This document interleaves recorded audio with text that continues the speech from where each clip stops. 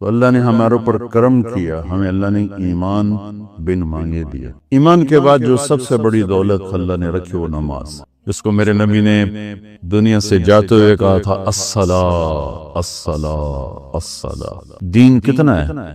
ایک بات ہے کہ میری امت نماز نہ چھوڑنا، نماز نہ چھوڑنا، نماز نہ چھوڑنا۔ اور دوسرا، سارا دین دو حصے ہیں، حقوق اللہ، حقوق العباد۔ حقوق اللہ میں نماز سب سے اعلیٰ ہے، تو فرمایا نماز نہ چھوڑنا۔ اور حقوق العباد میں اللہ کے غریب بندے زیادہ مستحق ہیں، تو فرمایا میری امت کے غریبوں پر، میری امت کے غلام نوکروں پر سختی نہ کرنا، نرمی کا معاملہ رکھنا۔ تو ایمان کے بعد ایک نماز کا وہ میں آ جائے، نماز نہ چھوڑ۔ تو نماز بندے اور اللہ کو آپس میں جوڑ دیتی ہے۔ شیطان نے ایک سجدے کا انکار کیا اور ہمیشہ کے لیے، اور اللہ نے ہمارے اوپر کرم کر کے ہمیں 5 نمازیں عطا فرمائیں، اور ہر 2 نماز میں گناہوں کی بخشش کا اعلان فرما دیا۔ کیا خوبصورت بات!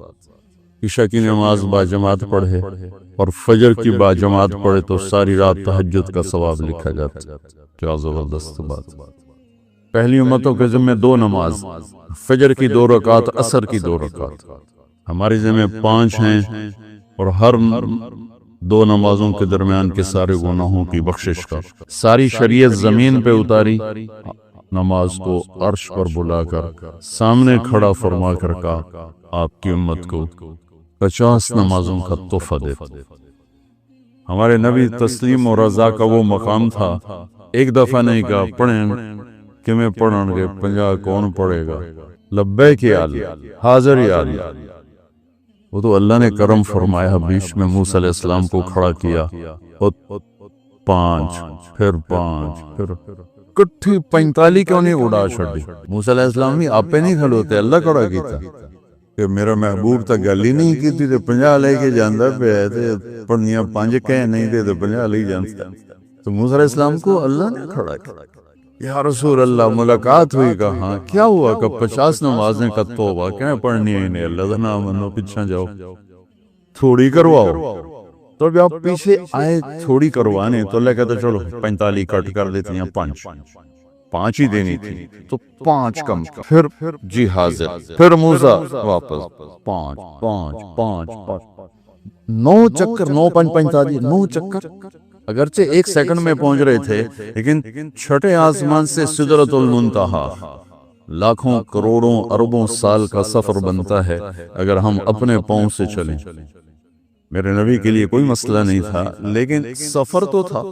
اور جب 5 رہ گئے تو موسیٰ علیہ السلام نے پھر عرض کی یا رسول اللہ ایک واری ہور جاؤ جو۔ فرمایا 5 کٹ دیاں پہیاں، یہ 5 بھی اٹھ گیا تو میری امت پلے کی رہ گیا۔ اچھا پھر ٹھیک ہے، میری امت پہ 2 نمازیں فرض تھیں، انہوں نے کوئی نہ پڑھی، انہیں بھی 5 کوئی نہیں پڑھنی ہے جو ویف لوے سے۔ تو بھائیو، ایمان کے بعد نماز ایک ایسا فریضہ ہے۔ روزہ ٹھیک ہے، بیمار ہو چھڑ دے، مسافر ہو چھڑ دے، چھڑنے کا مطلب ہے بعد میں رکھ لو، بعد میں نہیں رکھ سکتے چلو بالکل ہی معاف۔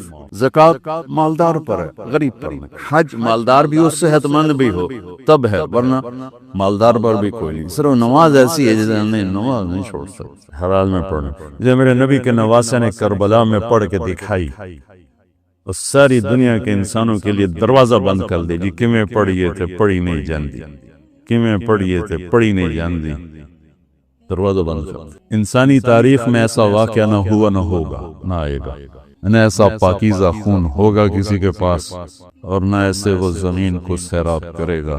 اور اس شدت کی گھڑی میں نماز کا سورج کو سورج پہ نظر ہے، بے نماز دا ٹائم تو نہیں آ گیا، نماز دا ٹائم تو نہیں آ گیا، یا سورج ڈھلا، اشارہ کیا زہر جھنڈا بردار رائٹ سائڈ، یہ شمر سے کہو نماز پڑھنے تھے۔ انہیں آگے بڑھ کے تھوڑا بات کی، شمر نے کہا کہ نماز پڑھنے کی کوئی گنجائش نہیں، ہماری تلوار چلے گی۔ تو انہوں نے آ کے عرض کیا کہ نماز کی کوئی گنجائش، تو فرماتے چلو ٹھیک ہے، ہم اللہ کو لے جا رہے ہیں، ان کڑی پڑھنے، چلو اللہ اکبر چلنے ہیں۔ اللہ کی قسم اگر میرے نبی کے نواسے نماز نہ پڑھتے تو کوئی فرق نہیں، ان کی ذات پہ کوئی فرق نہیں تھا، ان کو جنت کربلا کی وجہ سے نہیں مل رہی، نہ شہادت کی وجہ سے مل رہی، وہ تو ماں کا دودھ پیتے تھے، اور میرے نبی نے کہہ دیا تھا حسن اور حسین جنت کے نوجوانوں کے سردار، تو ان کو اس وقت مل گیا تھا یہ سارا ٹائٹل۔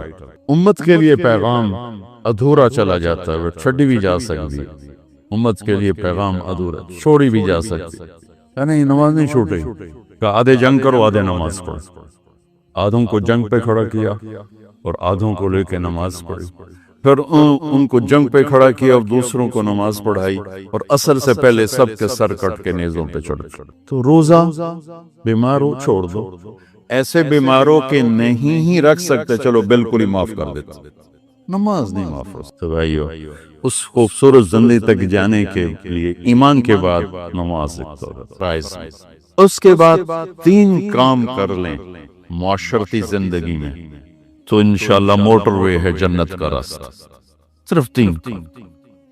ایک سچ بولے، زندگی میں سچائی ہو، جھوٹ نہ بولے، نہ لین دین میں نہ کام میں۔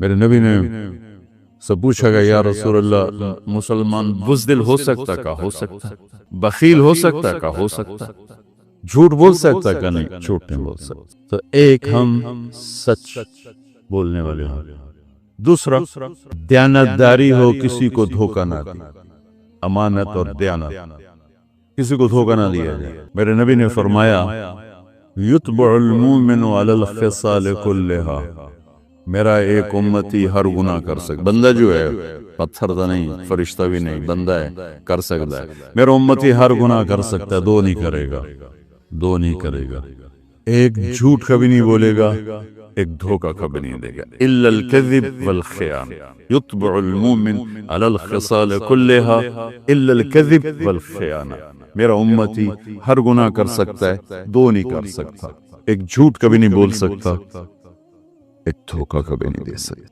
تو ساری زندگی کا حسن سمٹ کر اگر کوئی مجھ سے پوچھے مولانا صاحب اسلام کو 2 لفظوں میں بتاؤ، کیڑا وڈا اسلام، 3 سپارے 10 لکھ حدیثاں، 2 لفظاں اکٹھا کرا، مولانا صاحب 2 لفظوں میں بتاؤ اسلام، تو میرے پاس 2 لفظ ہیں، سچائی اور امانت داری۔ یہ وہ 2 لفظ ہیں جس سے اللہ نے اپنے حبیب کو ہائی لائٹ کیا، الصادق الامین۔ آپ کو معلوم ہے ہمارے نبی کو مکہ میں نبوت کے اعلان سے پہلے کہا جاتا تھا الصادق الامین، چونکہ سارا اسلام ان 2 چیزوں میں آ جاتا ہے۔ اسلام کی تو ایک شکل ہے، کفر کی بے شمار شکلیں ہیں، اگر ساری دنیا کے کفر کو 2 لفظوں میں میں بتانا چاہوں تو میرے پاس اس کے بھی 2 لفظ ہیں، ایک جھوٹ اور ایک دھوکہ، ایک جھوٹ اور ایک دھوکہ۔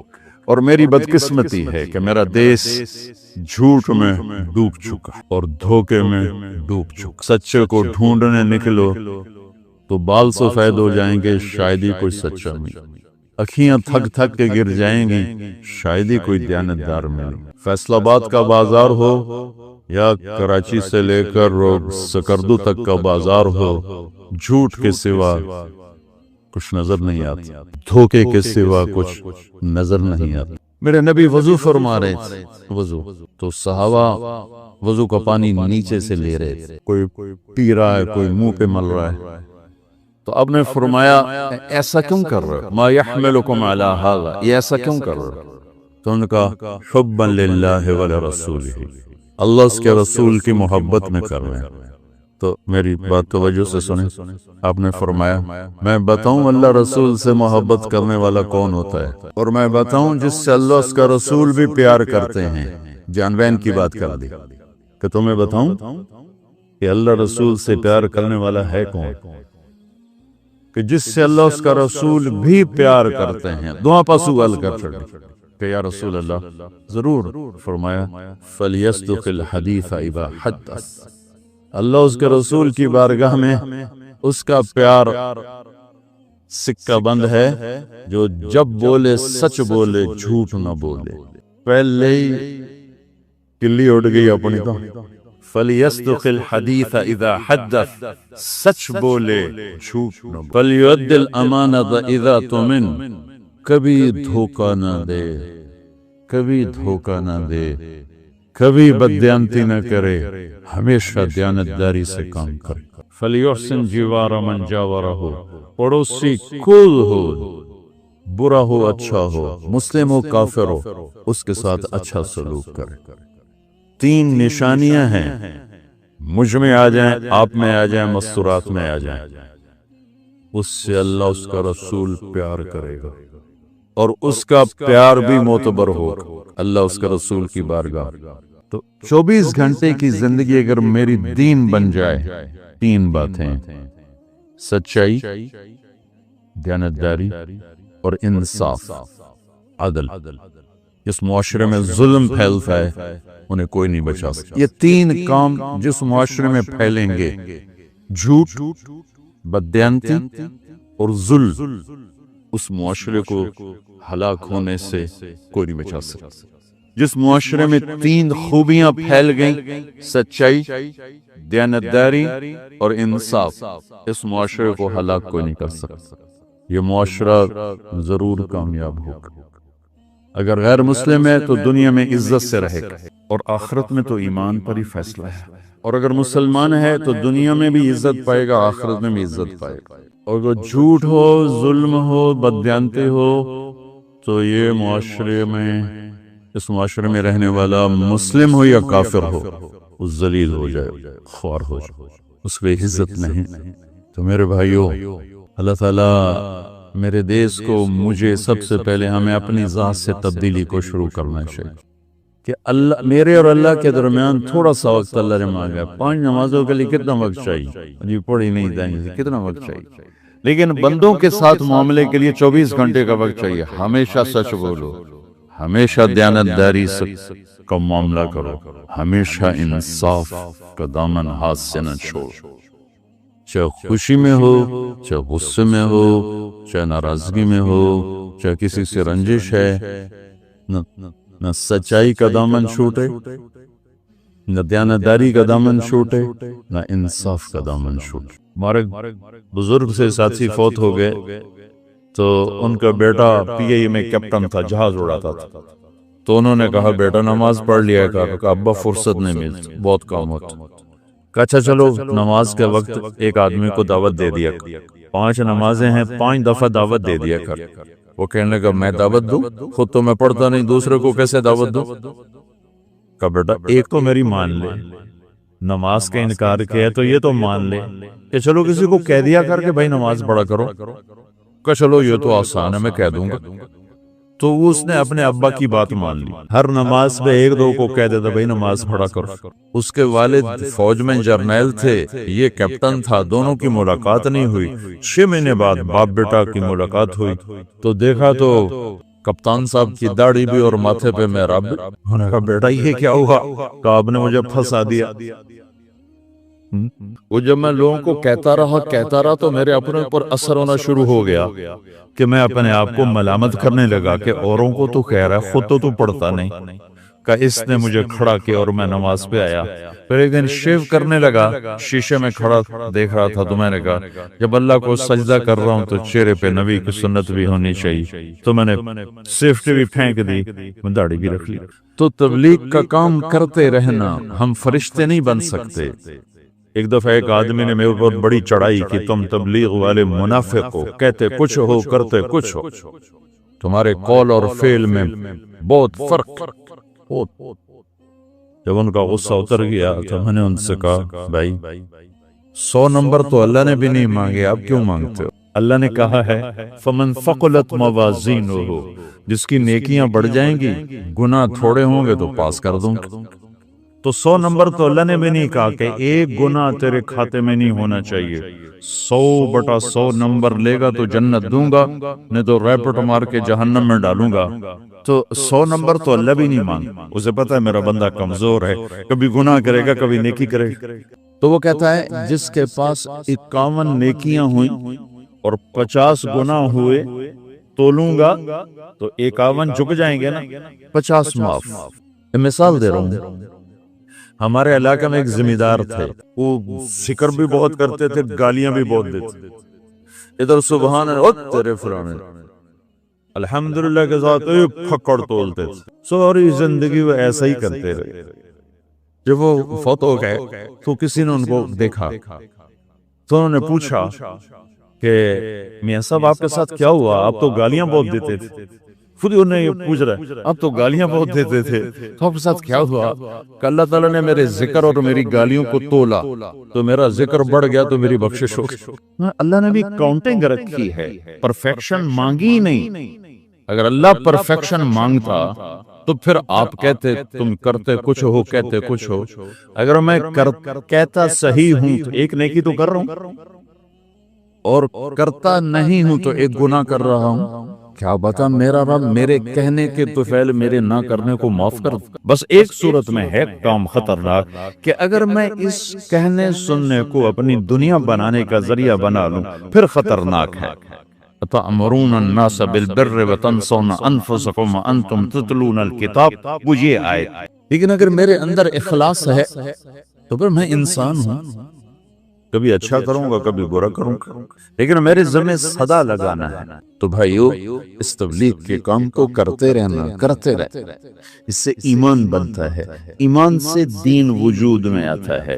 دین کے دو حصے ہیں، ایک عبادات ہے جس میں نماز سب سے اہم ہے. پھیری پہ ہو گھر پہ ہو نماز نہ چھوڑو. رمضان کے روزے ہیں، اللہ پھر رزق زیادہ دے دے، حج کرو، زکوٰۃ دو. لیکن عبادات بڑی محدود ہیں اور اس میں کثرت اللہ نے مطالبہ بھی نہیں کیا، بلکہ اللہ تعالیٰ نے اس میں اعتدال ہی کو پسند فرمایا ہے. اللہ تعالیٰ نے اپنے ہمارے نبی لمبی لمبی نمازیں پڑھتے تھے تو اللہ تعالیٰ نے روک دیا. ما انزلنا علیک القرآن لتشقی، میرے نبی میں نے تمہیں قرآن اس لیے نہیں دیا کہ تو لمبی لمبی نمازیں پڑھ کے تھکتا رہے. درمیان نہ چل، درمیان نہ چل. اللہ کے نبی نے تبلیغ میں زیادہ زور دکھایا تو اللہ نے اس پر بھی کہا فلا تذهب نفسك عليهم حسرات، اتنا غم نہ کیا کر کے تو خود ہی ہلاک ہو جائے. نہیں، ایسا نہ کر. تو عبادات محدود ہیں اور اس میں اعتدال مطلوب ہے. سارا دن مصلی پہ بیٹھنا یہ اللہ نہیں دیکھنا چاہتا. اللہ یہ دیکھنا چاہتا ہے کہ تو باہر جا تاکہ میں دیکھوں کہ اب تو کیا کرتا ہے. دوسرا حصہ اس کا اخلاقیات، آپس کی معاشرت ہے. دین جو اثر انداز ہوتا ہے وہ معاشرت سے اثر انداز ہوتا ہے، عبادت سے نہیں. عبادات سے نہیں. عبادت تو مسجد کے اندر ہے یا مصلی پر گھر کے اندر ہے، روزہ اندر کی چیز ہے، حج بیت اللہ میں ہے، زکوٰۃ مسلمان کو دی جاتی ہے. تو دنیا میں دین پھیلنے کے لیے اور اپنوں کو دین کے قریب کرنے کے لیے جو سب سے بڑا عمل ہے وہ بھائیو اچھے اخلاق. یہ دوسرا حصہ میں آج بیان کرنا چاہتا ہوں. اللہ کے نبی نے فرمایا ایو عرل اسلام اوثق، مجھے بتاؤ اسلام کا سب سے مضبوط عمل کیا ہے؟ تو صحابہ نے کہا الجہاد. یا رسول اللہ جہاد. اسلام کا سب سے مضبوط عمل کیا ہے؟ صحابہ نے کہا جہاد. تو آپ نے کہا وحسن وما هو به، ہاں ہاں جہاد بہت اچھا عمل ہے لیکن سب سے بڑا عمل نہیں ہے، سب سے مضبوط عمل نہیں ہے. انہوں نے کہا جی الصلاۃ، نماز. تو آپ نے کہا ہاں وحسنۃ وما ہی بها، نماز بھی بہت اچھی چیز ہے لیکن وہ نہیں جو میں پوچھ رہا ہوں. سب سے اعلیٰ، سب سے اوپر، سب سے مضبوط نہیں. انہوں نے کہا جی الحج، حج. آپ نے کہا حج بھی بہت اچھا عمل ہے لیکن وہ نہیں جو میں نے پوچھا ہے. پھر صحابہ نے کہا جی روزہ، آپ کا روزہ بھی بہت اچھا ہے لیکن وہ نہیں جو میں نے پوچھا ہے. تو پھر صحابہ نے کہا یا رسول اللہ پھر آپ ہی بتائیں، ہمیں تو نہیں پتا. تو ہمارے نبی عبادات سے اوپر لا رہے ہیں، اپنے ساتھیوں کو عبادات پہ قائم کر دیا. ہر آدمی نمازی بن چکا ہے، ہر آدمی روزے دار بن چکا ہے، ہر آدمی مالدار زکوٰۃ دینے والا بن چکا ہے، اور ہر آدمی حج کا جذبہ پیدا کر چکا ہے. اب آپ ان کو اخلاق پہ لانا چاہتے ہیں کیونکہ اسلام کی تکمیل اخلاق سے ہے. اسلام کو تشبیہ دی گئی ہے گھر کے ساتھ، بنی الاسلام علی خمس. تو بنیا کا لفظ عمارت پر بولا جاتا ہے. تو اسلام کی بنیاد میں ہے کلمہ، نماز، روزہ، حج، زکوٰۃ. اگر اس مسجد کی بنیادیں بھر دی جائیں تو اس کو مسجد تو نہیں کہیں گے نا. ہاں جی بنیادیں ڈال دی ہیں، چھت ڈالنی ہے. جب چھت پڑے گی تو پھر یہ مسجد کہلائے گی. تو اسلام کی بنیاد قائم ہو چکی تھی، اب آپ چھت ڈالنا چاہتے تھے. چھت کیا ہے؟ وہ اچھے اخلاق ہیں. تو اب آپ ان کو اوپر لا رہے ہیں، اوپر لا رہے ہیں. تو آپ نے جب پوچھا تو انہوں نے وہی کہا جو انہوں نے ابھی سیکھا تھا، نماز، روزہ، جہاد، حج، لیکن آپ نے سب کی نفی کر دی، نہیں یہ بھی نہیں، یہ بھی نہیں، یہ بھی نہیں، یہ بھی نہیں۔ اچھا یا رسول اللہ آپ بتائیں، تو آپ نے فرمایا ان اوثق عر الاسلام الحب للہ والبغض للہ، اسلام کا سب سے مضبوط عمل وہ آپس میں اللہ کے لیے محبت کرنا ہے۔ اسلام کا سب سے مضبوط عمل وہ آپس میں اللہ کے لیے محبت کرنا ہے۔ اسلام کا سب سے مضبوط عمل وہ محبت ہے، اللہ کے لیے بغض ہے، اللہ کے لیے محبت ہے، یہ اسلام کا سب سے مضبوط عمل ہے۔ تو بھائیو، یہ چھوٹا سا معاشرہ اسلامی بن جائے، اس کے لیے بنیاد میں نے پہلے بتا دی، اب چھت بتا رہا ہوں، وہ ہیں اچھے اخلاق۔ اللہ تعالیٰ نے جب ہمارے نبی نے نماز لمبی پڑھی تو اللہ نے کہا درمیانی پڑھو، میں نے ابھی بتایا۔ تبلیغ میں دکھ زیادہ جھیلا تو اللہ نے کہا درمیانہ چلو، لیکن جب اللہ کے نبی نے اخلاق بلند کیے، اخلاق، تو اس پر بھی اللہ تعالیٰ فرماتا میرے نبی ذرا اتنا نرم نہ ہو، تھوڑا سا سختی دکھا، آنکھیں دکھا، تھوڑا شوشاں کر ہے۔ تو میرے رب نے کیا کہا؟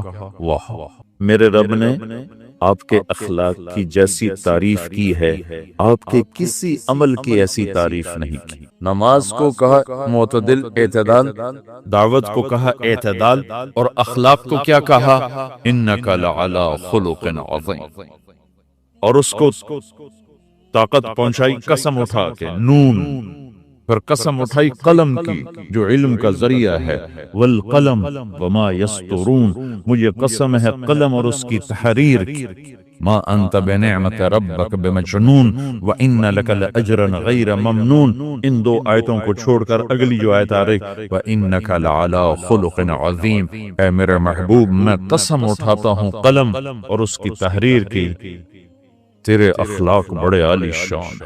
یہ نہیں کہا تیرے اخلاق بڑے عالی ہیں، انک لعلی، علا کا یہاں بہت عظیم الشان کردار ہے۔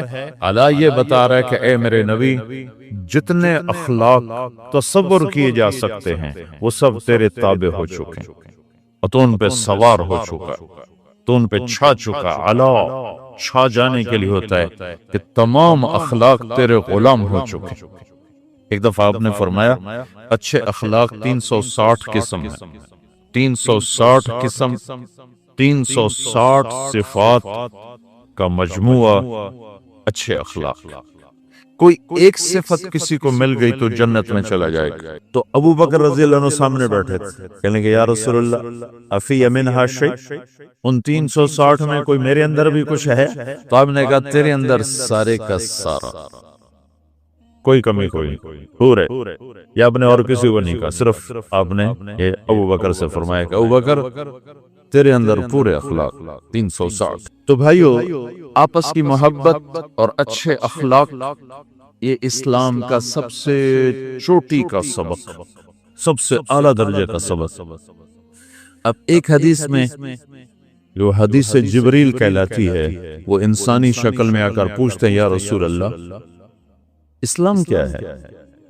تو آپ کہتے ہیں کلمہ، نماز، روزہ، حج، زکوٰۃ، یہ اسلام ہے۔